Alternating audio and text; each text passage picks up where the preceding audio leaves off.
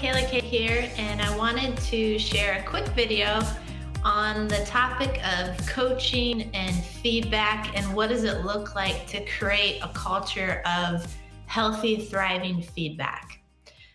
So I want you to kind of, as I'm talking here, think about what is the culture of feedback among your team, your leadership team, your team that you lead, maybe, because oftentimes what I see, and it may be true for your team, is you come into a team and once a year you have a performance review, and it's super formal, and you sit down and you kind of give each other back and forth, and oftentimes that feedback never gets talked about again.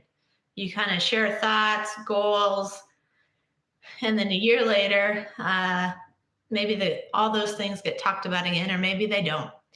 And one thing that I always love, the back and forth of the sports world to the business world and the leadership lessons you can learn kind of back and forth from there. And so if you know me, you know I love sports. And so one thing I always find really kind of fascinating about the sports world is they have created such a culture of constant feedback. I mean, even at the professional level, the elite level, you kind of have the playoffs going on right now, and they're always being coached. Even growing up, I remember conversations of you have to be coachable, right? You have to be willing to hear feedback, give feedback, and it's this constant back and forth. And to me, what makes sports so great is, and people are always elevating their game because of it, because there's things you just can't see. We all have blind spots.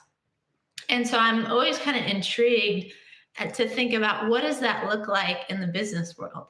And how come that seems so foreign in the business world, that there's not always that culture of constant feedback and engagement and, hey, you should maybe tweak this or think about this.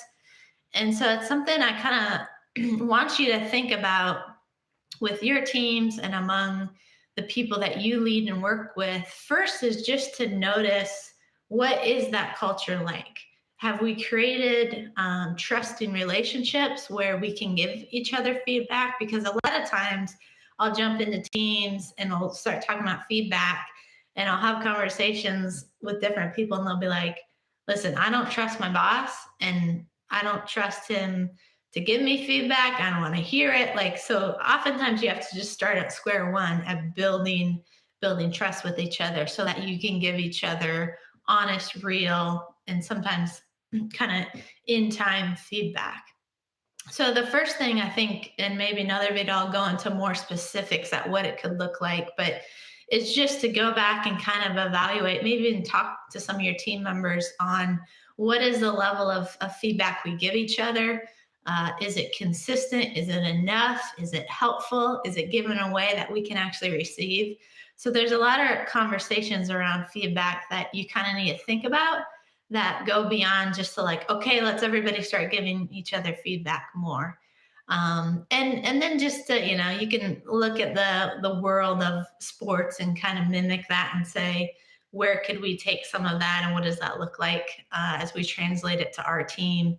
And some of that. So I'd love to hear your own feedback, your own kind of best practices among your team, what has worked, what doesn't work, and kind of go from there. So probably more specific thoughts moving forward with coaching and creating that culture of feedback, and we'll go from there. So thanks for tuning in, and we'll talk again soon.